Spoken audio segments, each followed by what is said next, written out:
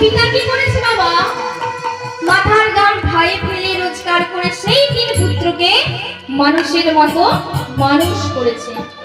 এখন সেই তিন পুত্রের মধ্যে একজন হয়েছে ডাক্তার, একজন হয়েছে মাস্টার, আর একজন হয়েছে ব্যারিস্টার। এখন কি হয়েছে বাবা, বাবার ভীষণ গর্ব।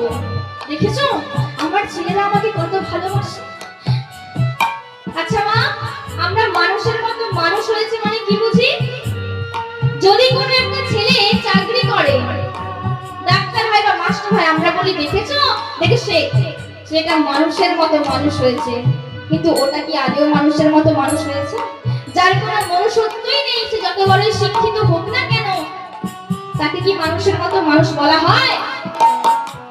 এখন সেই পিতার ভীষণ গর্ব বাবা, কারণ সেই তিন ছেলে তার পিতাকে ভীষণ ভালোবাসে। এখন পিতাও মানে বাবাও তিন ছেলেকে ভীষণ ভালোবাসে। কি হয়েছে, একদিন ওই তিন ছেলে ঘরের মধ্যে বসে বসে আলোচনা করছে বাবাকে নিয়ে। কি আলোচনা করছে?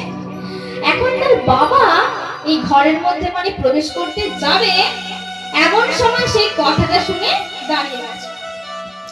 তিন ছেলে আলোচনা করছে, বড় ছেলে আলোচনা করছে, ভাই বাবা তো আমাদের কত কষ্ট করে মানুষ করেছে, আমার মনে বড় ইচ্ছা আছে যে আমার বাবা যখন মারা যাবে, আমাদের বাড়ির যে সব থেকে মিষ্টি আম গাছটা আছে, ওই মিষ্টি আম গাছটা দিয়ে বাবাকে দাহ করব।